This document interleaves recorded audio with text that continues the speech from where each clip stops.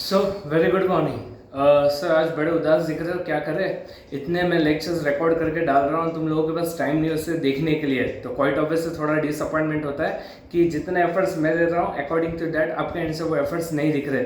लेकिन still I am very much hopeful कि आप लोगों ने वो सारे सेशंस कंप्लीट कर चुके हैं। एंड आज के लेक्चर में अभी और 2 सेशंस और मूव ऑन करूंगा एंड इसके बाद ये पर्टिकुलर टॉपिक मेरा कंप्लीट हो जाएगा। मैं बात कर रहा हूँ चैप्टर नंबर 4 की। सर चैप्टर नंबर थर्ड पहले हो चुका है, तो अभी फिलहाल जो फोकस करना है हमें वो है करना चैप्टर नंबर 4 के ऊपर। तो फिलहाल जो लास्ट सेशन हम लोगों ने कंप्लीट किया था वो था it was with regard to risk and control का हम लोगों ने पार्ट कंप्लीट किया था, जिसमें 315 का एक रेफरेंस आया था एंड जो पार्ट मैंने आपके एंड पे एज एन होमवर्क दिया है। एंड जो आज के तारीख में बहुत से लोगों का homework as on continue and make sure कि ये अटेम्प्ट होने से पहले या अटेम्प्ट आने से पहले अपना ये पार्ट हो जाए। तो फिलहाल आज जो हम लोग फोकस करने वाले हैं वो चैप्टर के लास्ट पार्ट में मैं जा रहा हूँ। मैं बात कर रहा हूँ chapter number 4, that is with regard to e commerce, m commerce and emerging technologies. Emerging technologies ये पार्ट फर्स्ट जो हम लोगों ने पहले कंप्लीट कर चुके हैं एंड सेकंड पार्ट जो ये चैप्टर का है that is with regard to e commerce and m commerce. तो e commerce and m commerce के रिलेशन में कुछ बेसिक कॉन्सेप्ट हम लोग कंप्लीट कर चुके हैं। अभी मैं हूँ पेज नंबर 4.34। आज जो कॉन्सेप्ट हम लोग कंप्लीट करने में that is guidelines and laws governing e commerce. Yes, quite obvious है। कोई भी चीज में एंटर होने से पहले या जब भी कोई पार्ट या कोई फील्ड में आप एंटर होते हैं तो उसके कुछ रूल्स एंड रेगुलेशन होते हैं जिसको आपको फॉलो करना चाहिए। जितना ज्यादा रूल्स एंड रेगुलेशन से कंप्लायंस करोगे उतना इजी गोइंग आपके लिए भी होगा एंड उससे भी रिस्क ओवरकम होगा एंड इससे आपका ट्रांसपेरेंसी भी बढ़ेगा। तो फिलहाल आप आ जाओ पेज नंबर 4.34। मैं वहां पे जा रहा हूं एंड वहां पे एक बड़ा सा हेडिंग दिया है guidelines and laws governing e commerce. मिला? यस, चलो शुरू करते हैं। अच्छा, सेशन शुरू करने से पहले आज का जो पर्टिकुलर सेशन है बहुत इजी है, कोई ज़्यादा टेक्निकल कॉन्सेप्ट में डिस्कस करने नहीं वाला हूँ एंड ऑलमोस्ट इजी पिकिंग है। अगर ये कैटेगरी में से कोई क्वेश्चंस आते हैं तो इसे बोनस क्वेश्चन कंसिडर करके चलो एंड अगर बोनस क्वेश्चन आते हैं तो नाचो नाचो मन के मन में। ओके फाइन, चलो फिलहाल फोकस करना guidelines and laws governing e commerce. इसमें पहला पार्ट आ रहा है गाइडलाइंस फॉर ई कॉमर्स। अब ऊपर देखो, ढूक लो। पॉइंट ये है कि इन्होंने या ये पर्टिकुलर पार्ट में उन्होंने ये बताया है कि आप जब भी बिजनेस करोगे, ई कॉमर्स में एंटर करोगे तो कुछ चीज़ें या कुछ एस्पेक्ट के रिलेशन में बहुत ट्रांसपेरेंसी चाहिए या फिर वहाँ पे जितना ज़्यादा क्लियरिटी होगा उतने ज़्यादा कॉम्प्लिकेशंस कम होंगे। सो फिर से बता रहा हूँ, जब भी आप ई कॉमर्स में एंटर होंगे तो मेक श्योर कि कुछ rules and regulation are very much clear. जितने ज़्यादा ट्रांसपेरेंसी रहेगा उतने कॉम्प्लिकेशंस कम होंगे। तो पहला कॉन्सेप्ट इसी कैटेगरी में आ रहा है that is with regard to billing. अब ऊपर देखो, जब भी आप ई कॉमर्स में ट्रांजेक्शन करोगे मेक श्योर कि सामने वाले पर्सन को आप बिल प्रोवाइड करो, उसके ऊपर terms and condition clearly dictate करो एंड मेक श्योर कि उसके रिलेशन में लेटर ऑन कोई डिस्प्यूट्स नहीं चाहिए। ओके, तो फिलहाल पहला पार्ट आ रहा है हमारा बिलिंग एस्पेक्ट। देखो ऑल एंटिटीज, एक मिनट सर करना क्या है, एक मिनट थामो। Guidelines and laws governing e commerce का एक बड़ा सा हेडिंग दिया है। ओके, उसके नीचे पहला हेडिंग आ रहा है आपका guidelines for e commerce. Laws हम लोग बाद में पढ़ेंगे, अभी सिर्फ गाइडलाइंस है। दीज आर द गाइडलाइंस जो वो लोग प्रोवाइड कर रहे हैं। तो वहां पे एक हेडिंग और कर देना, create clear policy related to following aspect. मैं फिर से रिपीट कर रहा हूं, create clear policy related to following aspect. Done? Okay, चलो बढ़ो। मैं आ गया? नहीं सर, सिर्फ लिखने के लिए कुछ सेकंड्स तो दो, ले लो टाइम। चलो लिख के हो गया, चलो शुरू करते हैं। तो पहला बिलिंग एस्पेक्ट है। बिलिंग के रिलेशन में कुछ उन्होंने गाइडलाइंस दिए, मेक श्योर कि वो गाइडलाइंस अगर आप फॉलो करते हो तो वहां पे कॉम्प्लिकेशंस रिड्यूस होंगे। चलो चेक करो। पहला billing, the issues of format of bill आपका फिक्स रहना चाहिए। Number 2, the details to be shared in bill, ये आप पहले से डिसाइड कर लो। And third one, applicable GST.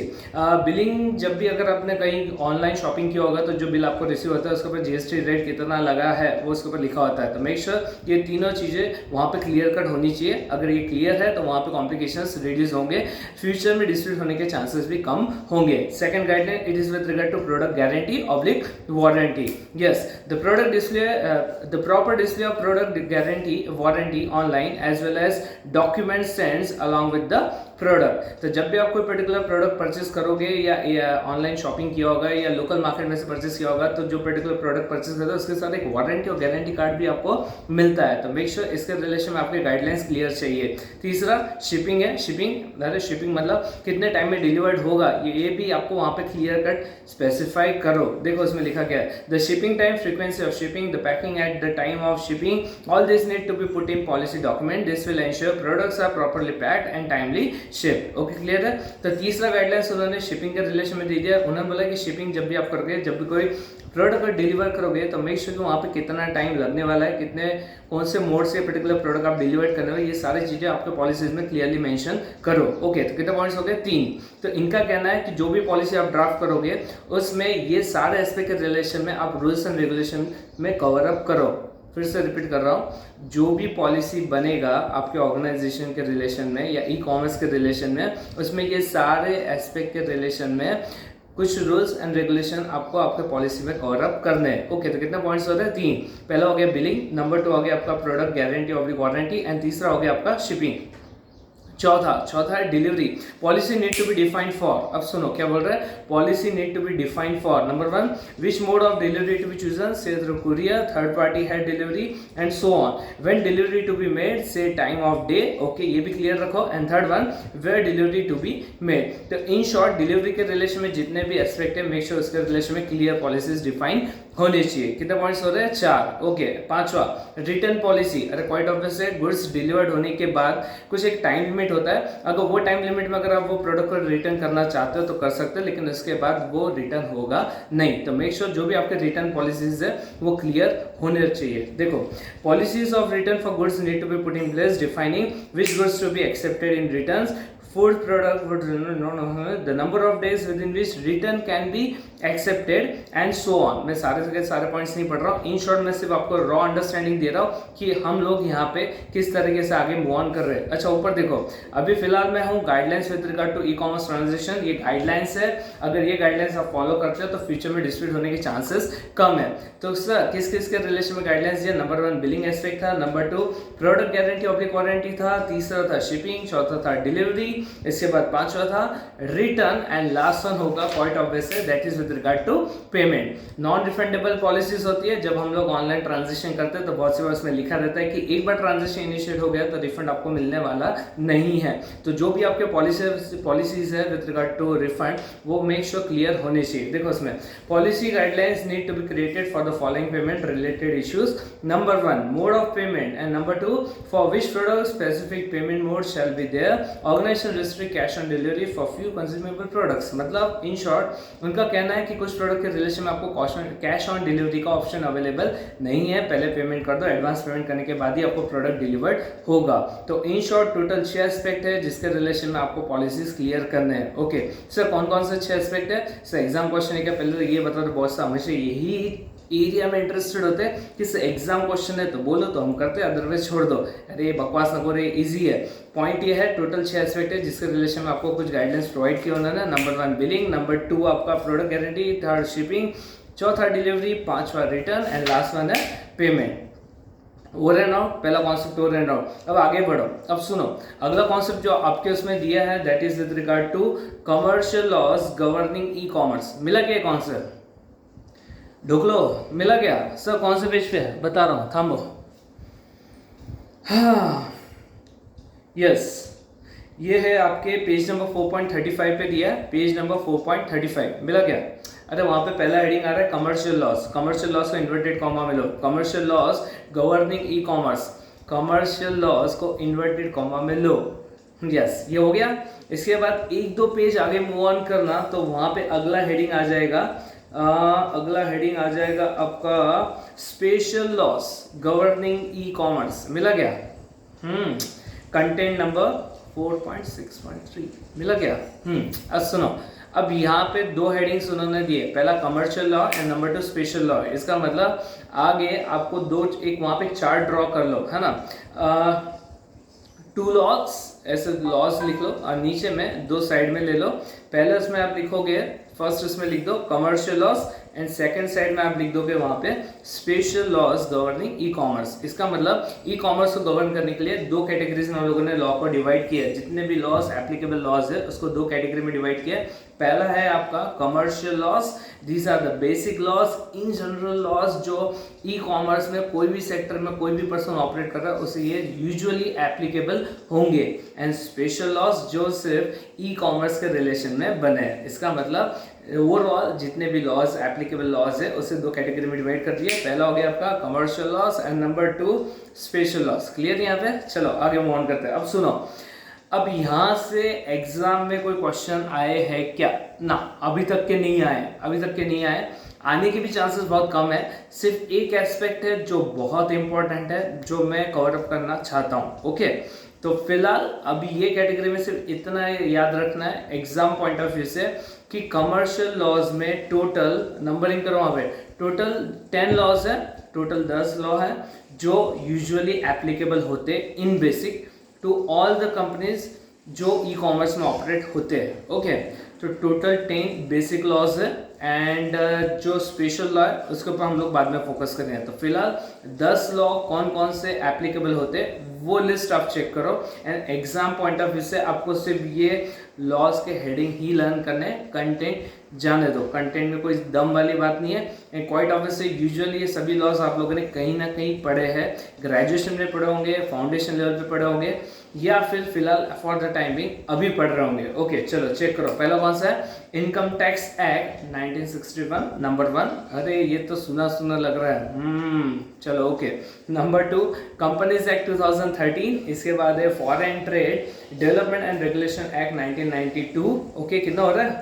3 है ना। 14 द फैक्ट्रीज एक्ट 1948। इसके बाद 5वां द कस्टम एक्ट 1962। इसके बाद है द जीएसटी एक्ट 2017।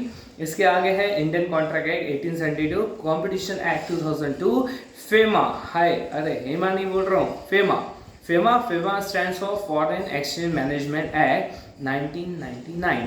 ये वाला एक्ट आप लोगों के लिए नया होगा क्योंकि ये वाला एक्ट फाइनल में डिटेल में पढ़ने को मिलता है। आपके लेवल पे शायद ही कहीं रेफरेंस आया होगा तो आया होगा, अदरवाइज ये कुछ लोग या ऑलमोस्ट सभी लोग फर्स्ट टाइम पढ़ रहे होंगे।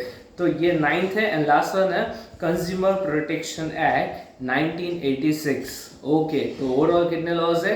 टोटल 10 लॉ या टोटल एक्ट है जो यूजुअली ई कॉमर्स में ऑपरेट होने वाले सभी कंपनीज को अप्लाई होते हैं। क्लियर है यहाँ तक है? ओके, तो अभी करना क्या कि आपको ये 10 के 10 लॉ के हेडिंग याद करने हैं एंड एग्जाम में माइट भी क्वेश्चन आया कि आपको कुछ लॉज जो भी ई कॉमर्स के एप्लीकेबल होते हैं वो लिस्ट आउट करने पड़ सकते हैं। 2 या 3 मार्क के लिए क्वेश्चन होगा। अगर ये क्वेश्चन आता है तो बोनस में कंसिडर करके चलोगे।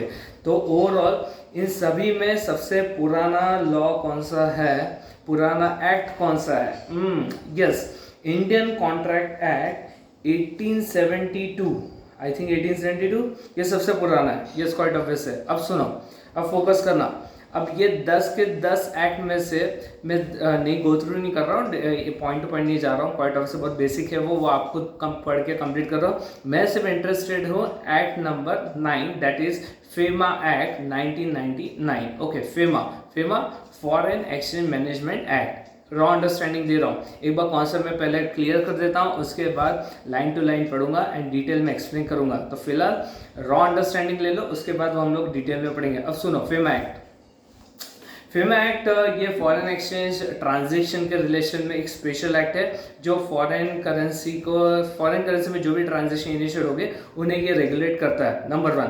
नंबर 2, अभी फिलहाल जब ये पार्ट में पढ़ रहा हूँ तो फिलहाल अभी फोकस करना FDI। सुना है क्या? FDI बीच में बहुत बड़ा, कुछ साल पहले बहुत ज़्यादा बवाल मचा था कि FDI में इंडिया ने रिस्ट्रिक्शंस पुटअप करने चाहिए। अगर FDI में इन्होंने रिस्ट्रिक्शंस नहीं पुटअप किए, अगर यहाँ पे बहुत ज़्यादा फ्रीडम दे दिया तो क्वाइट ऑब्वियसली ये इंडियन इंडस्ट्री को बहुत ज़्यादा अफेक्ट करेगा। So what do mean by FDI? Yes, foreign direct investment. फिर से फॉरेन डायरेक्ट इन्वेस्टमेंट मतलब वर्ड पे से तो थोड़ा तो क्लिक हो गया होगा, क्या होगा ये foreign direct investment? In short FEMA act में एक कॉन्सेप्ट है FDI, जिसमें ये फॉरेन कंपनीज को इंडिया में डायरेक्ट इन्वेस्ट करने के लिए अलाउ करता है। अब सुनो, इसी चैप्टर में हम लोगों ने शुरुआत में कुछ मॉडल्स पढ़े थे। बिजनेस मॉडल, यस, अरे वो 3 टायर 2 टायर वाला कॉन्सेप्ट याद आता है क्या? 3 टायर 2 टायर सुना सुना लग रहा है, सुनो, वो 3 टायर 2 टायर में कुछ मॉडल्स हम लोगों ने पढ़े थे। सो कौन से model? B2B, B2C and C2C, something like that. याद आ रहा है क्या? B2B, B2C और C2C।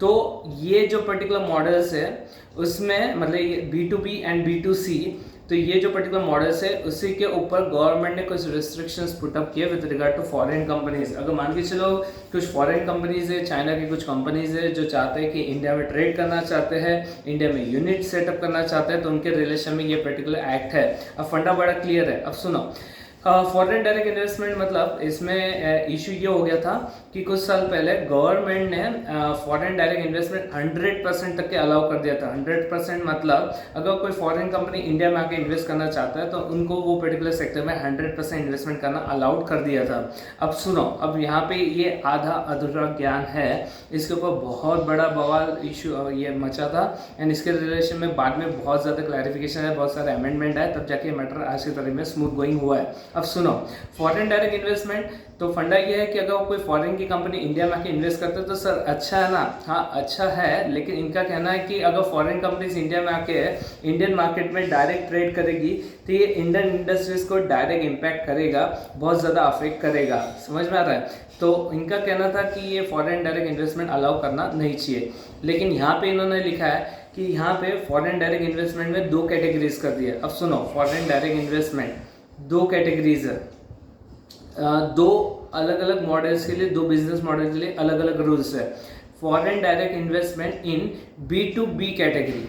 B2B मतलब बिजनेस टू बिजनेस, मतलब एक बिजनेसमैन दूसरे बिजनेसमैन से कोई ट्रांजेक्शन करेगा, that will be considered as B2B transaction. तो पहला फॉरेन डायरेक्ट इन्वेस्टमेंट, ऐसा लिख देना, फॉरेन डायरेक्ट इन्वेस्टमेंट, इसमें 2 बिजनेस मॉडल के रिलेशन में 2 अलग अलग रूल्स एंड रेगुलेशन है। ओके, तो पहला पार्ट, फॉरेन डायरेक्ट इन्वेस्टमेंट इन B2B category 100% allowed. Okay, 100% allow कर दिया, चल जाएगा। मतलब अगर कोई फॉरेन कंपनी यहाँ पे आके सेटअप करती है एंड अगर वो एक उनका यूनिट अगर कोई और बिजनेसमैन से कोई ट्रांजेक्शन करता है तो वो चल जाएगा। तो ये कैटेगरी में 100% इन्वेस्टमेंट अलाउड कर दिया, लेकिन रिस्ट्रिक्शंस पुट अप कर दिए foreign direct investment in second category, that is with regard to B2C transaction. What is B2C?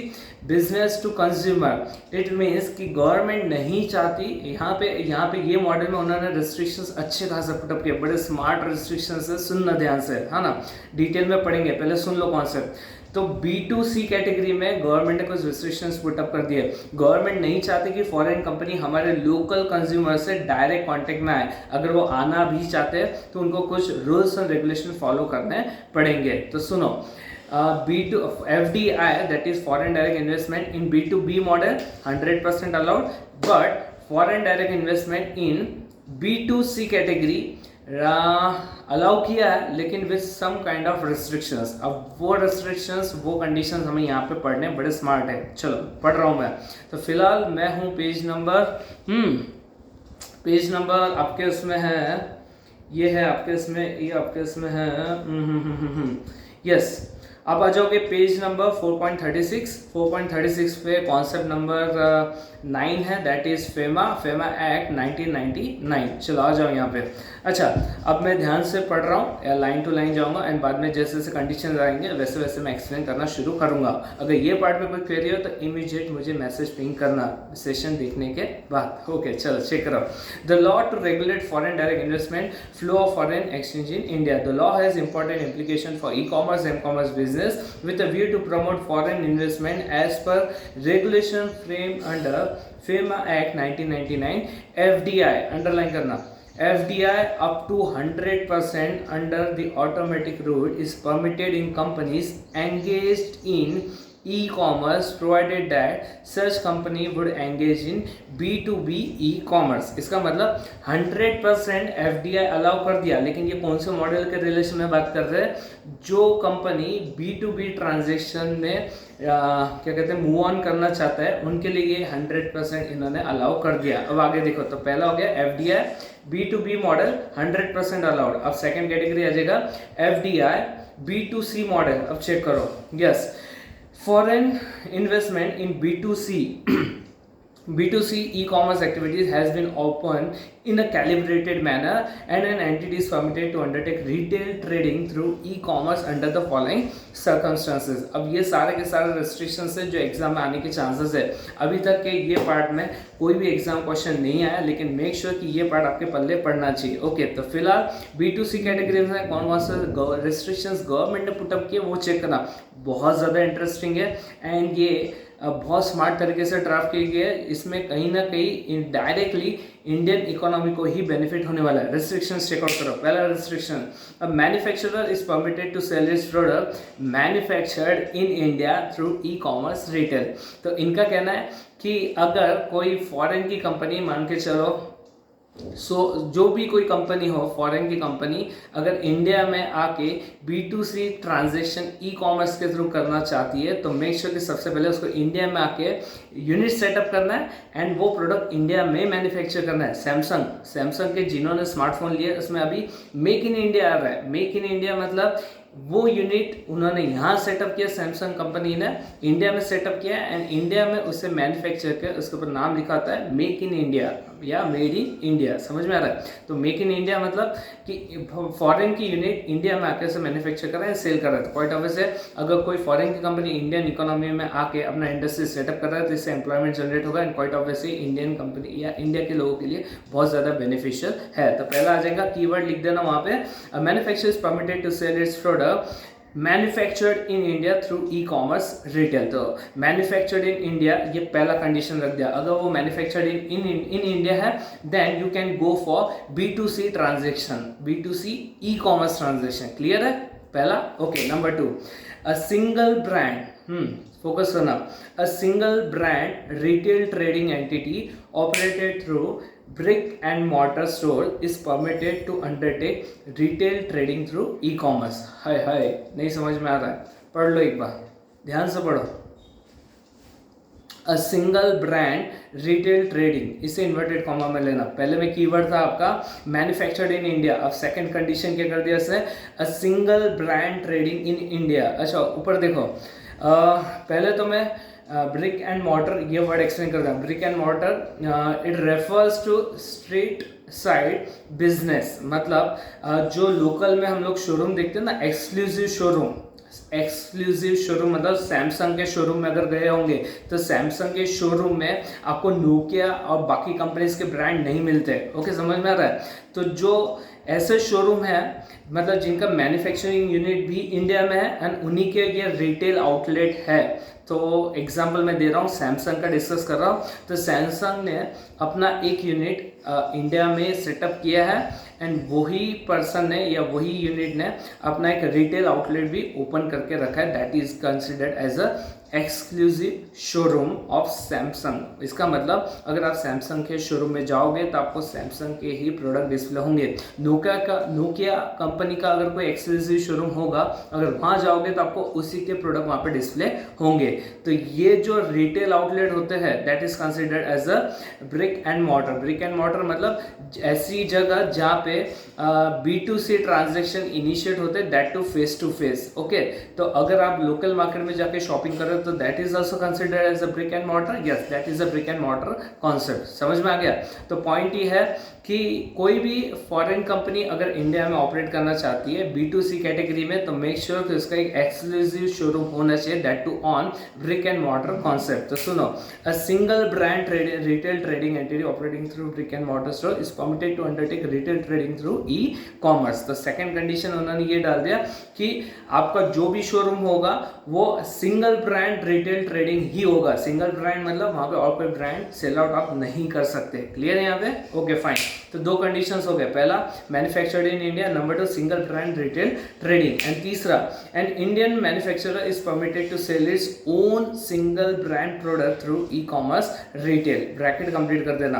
तीसरे में कीवर्ड है Indian manufacturer, high master stroke है, सबसे important aspect Indian manufacturer, they have specific word use किया है उन्होंने, Indian manufacturer. इसका मतलब जो फॉरेन कंपनी है अगर वो इंडिया में आके B2C कैटेगरी में ट्रांजिशन करना चाहता है तो सबसे पहले उसको इंडियन मैन्युफैक्चरर के साथ अपना एग्रीमेंट टाइप करना होगा, उसके साथ एक कॉन्ट्रैक्ट करना होगा, एंड इंडियन मैन्युफैक्चरर वो अपने यहाँ पे या अपने यूनिट में उनके प्रोडक्ट्स मैन्युफैक्चर करके वो मार्केट में सेल आउट करेंगे। तो क्वाइट ऑब्वियस है। इसका मतलब सर यहाँ पे मैन्युफैक्चरर में दो लोग हो गए, सुनो ध्यान से सुनना, यहाँ पे मैन्युफैक्चरर में दो लोग हो गए, एक तो फॉरेन मैन्युफैक्चरर है जो इंडिया में आके बिजनेस करने में इंटरेस्टेड है, एंड नंबर 2 इंडियन मैन्युफैक्चरर। अब सुनो, अब जो फॉरेन से जो पैसे लेके आ रहा है एंड यहाँ पे यूनिट सेटअप करेगा तो he will be considered as a foreign manufacturer, he will be considered as a investor, he will be considered as an investor. अब वो इन्वेस्टर कहीं ना कहीं इन्वेस्ट करेगा तो जो इंडियन मैन्युफैक्चरर के साथ वो कॉन्ट्रैक्ट करेगा he will be considered as an investee. Okay, तो इसका मतलब साइड में एक थोड़ा सा शॉर्ट में लिख देना पेंसिल से, मैन्युफैक्चरर उसके दो कैटेगरी कर देना, एक तो फॉरेन मैन्युफैक्चरर और एक Indian manufacturer. Foreign manufacturer will be considered as an investor, the reason being वो पर्सन फॉरेन से इंडिया में आएगा पैसे लेके एंड इंडियन कंपनी के साथ टाई अप करेगा, तो जो इंडियन कंपनी है that will be considered as an Indian manufacturer, he will be considered as an investee. Clear है यहाँ पे? तो अब ये बहुत बड़ा पॉइंट है, उन्होंने बोल दिया कि अगर आप B2C मॉडल में आना चाहते हो तो बेशक आ जाओ, लेकिन मेक श्योर कि जब इंडिया में आओगे तो इंडियन मैन्युफैक्चरर के साथ आप टाई अप करोगे। फॉर एग्जांपल पेप्सी कंपनी अगर वो यहाँ पे आता है तो यहाँ पे वो टाटा कंपनी के साथ फॉर एग्जांपल टाई अप करेगा एंड टाटा कंपनी उनके लिए मैन्युफैक्चरिंग करेगा, that will be considered as a made in या make in India. Okay, clear है? तो यहाँ पे तीसरे में कीवर्ड आ जाएगा इंडियन मैन्युफैक्चरर। अगर इंडियन मैन्युफैक्चरर के साथ अगर आप टाइप करते हो तो फिर आप B2C मॉडल में डायरेक्ट एंट्री कर सकते हो। क्लियर है यहाँ पे? तो ओवरऑल 3 कॉन्सेप्ट हो गए, 3 रिस्ट्रिक्शन, सबसे इंपॉर्टेंट है ना सर। ये आपने जो अभी जो एक्सप्लेन किया मैन्युफैक्चरर का जो डेफिनेशन, जहाँ पे Indian manufacturer is considered as an investee, ऐसा कहाँ लिखा है? ढोक लो, जहाँ अभी मैंने तीसरा पॉइंट कंप्लीट किया ना उसी के आगे उन्होंने इंडियन मैन्युफैक्चरर का एक डेफिनेशन दिया, who will be considered as an Indian manufacturer, उसमें उन्होंने वर्ड यूज किया इन्वेस्टी। क्लियर है? अब मैं वो नहीं पढ़ रहा हूँ, वो आप पढ़ना। तो फिलहाल एग्जाम्पल तीसरे पॉइंट में वहीं तक लिखना जहाँ तक मैंने पढ़ा। सर आपने कहाँ तक पढ़ा? सुनो, an Indian manufacturer is permitted to sell its own single brand product through e commerce retail. तो ओवरऑल ये concept over and out, I hope so ये आपको ये कॉन्सेप्ट समझ में आया होगा। अगर थोड़ा बहुत टेक्निकल जा रहा होगा, फर्स्ट टाइम पढ़ रहे हो तो होगा, डेफिनेटली होगा, लेकिन बहुत इजी है। सिंपल है फंडा कि FDI में उन्होंने 2 कैटेगरीज कर दिए, एक तो B2B मॉडल में 100% अलाउ कर दिया एंड B2C मॉडल में कुछ रिस्ट्रिक्शंस पुट अप कर दिया। अगर आप B2C मॉडल में एंटर होना चाहते हो तो मेक श्योर कि वहाँ पे 3 इंपॉर्टेंट कंडीशंस है जिसको फॉलो करना है। पहला make in India, number 1, number 2 single brand retail trading करोगे आप, that too on brick and mortar concept, and तीसरा उन्होंने बोल दिया इंडियन मैन्युफैक्चरर के थ्रू ही ये सब चीजें होना है। क्लियर है यहाँ पे? तो फंडा सिंपल है। तो ओवरऑल आज जो मैं पढ़ा रहा हूँ आपको, मैंने पहले गाइडलाइंस पढ़ा है, guidelines with regard to e commerce transaction, and number 2 में मैं आ चुका हूँ कमर्शियल लॉस। जितने भी लॉज है, जितने भी एप्लीकेबल लॉज है उसको 2 कैटेगरी में डिवाइड कर दिया। पहला था आपका कमर्शियल लॉस एंड नंबर 2 था आपका नंबर 2 स्पेशल लॉ। तो कमर्शियल लॉ में टोटल 10 लॉज है, वो मैं डिटेल में नहीं जा रहा हूँ। जो आपके लिए एग्जाम में रिलेवेंट होगा वो माइट भी फेमा होगा, फेमा के ऊपर माइट भी एग्जाम में क्वेश्चन आने के चांसेस ज़्यादा है। क्लियर यहाँ तक है? Okay fine. अब आगे बढ़ते हैं। तो आगे जाओगे तो वहाँ पे एक पर्टिकुलर टेबल दिया है, वो गो थ्रू करना, बहुत ज़्यादा रिलेवेंट नहीं है। उसी के नीचे आ जाएगा concept 4.6.3, that is with regard to special law governing e commerce. Special law governing e commerce मिला गया? हाँ, बस अब ये वाला पार्ट पे आ जाना। स्पेशल लॉ में 2 ही लॉज है, पहला तो IT act 2000 and number 2 RBI 1932 मिला क्या? तो इसका मतलब ई कॉमर्स में 2 स्पेशल लॉज है जिसको आपका डील करना पड़ सकता है अगर आप ई कॉमर्स में ट्रांजिशन करना चाहते हो। पहला आता है IT act 2000 and number 2 reserve bank of India 1932। तो ये 2 कॉन्सेप्ट आप पढ़ लोगे, एग्जाम पॉइंट से इंपॉर्टेंट नहीं है, जो चीज़ें उन्होंने वहाँ पे दिया है वो भी कुछ खास नहीं है, आप खुद पढ़ के कंप्लीट कर सकते हो, चाहो तो वहाँ पे काटाकुटी भी कर सकते हो। सिर्फ इतना ध्यान में रखना कि जितने लॉज है उसके 2 कैटेगरीज है। नंबर 1 एक तो बेसिक लॉज है एंड नंबर पहला कमर्शियल लॉज है and number 2 special law. Special law में 2 है, इंडियन एक्ट 2000 एंड RBI 1932। कुछ खास नहीं है, तो ये पढ़ के कंप्लीट करना। उसके आगे जब जाओगे तो वहाँ पे case study 1 and case study 2 दी है। ये दोनों केस स्टडी बड़े प्यारे प्यारे हैं, प्रैक्टिकल लाइफ से रिलेटेड है, पढ़ के एक बार कंप्लीट कर लेना। उसमें उन्होंने ये दिया है क्या कहते हैं, एक केस स्टडी नंबर 1 में एक डिस्कस कर लेता हूँ रफली। उसमें delivering soap instead of mobile phone, delivering of soap instead of mobile phone. बहुत बार हुआ होगा ना, सुना होगा ना कि मैंने फ्लिपकार्ट के ऊपर या फिर ऑर्डर दिया था, फ्लिपकार्ट के जब डिलीवरी आया तो जब मैंने वो एक स्मार्टफोन ऑर्डर किया था, जब वो डिलीवरी आया मैंने ओपन किया तो उसके अंदर से साबुन निकला एंड इसके रिलेशन में मैंने कंज्यूमर फोरम के ऊपर कंप्लेंट लॉक किया एंड कंज्यूमर फोरम में जाने के बाद वहाँ से जस्टिस हुआ एंड मुझे वहाँ पे मेरा रिफंड भी मिला और उसके साथ कंपेंसेशन भी मिला। तो ये एक मुंबई का केस स्टडी है जहाँ पे फ्लिपकार्ट के थ्रू उन्होंने एक पर्सन ने कुछ मोबाइल ऑर्डर किया था एंड मोबाइल की जगह पे आ गया साबुन एंड इसके बाद उसने कंपनी को इन्फॉर्म किया तो कंपनी सुनने के लिए तैयार नहीं था। बाद में उन्होंने ये पर्टिकुलर एक्ट के अंडर में प्रोटेक्शन लिया, कंज्यूमर प्रोटेक्शन एक्ट के अंडर में उन्होंने कंप्लेंट लॉक किया एंड इसके बाद उनको उनका पैसा मिला, रिटर्न तो मिला एंड साथ में उसके ऊपर इंक्वायरी भी बाद में शुरू हो गया। तो ये ऐसे 2 केस स्टडीज दिए, वो एक बार पढ़ के कंप्लीट करना एंड इसके रिलेशन में और कुछ क्वेरीज हो तो आप मुझे पिंग कर सकते हो। Till then sayonara and have a great day.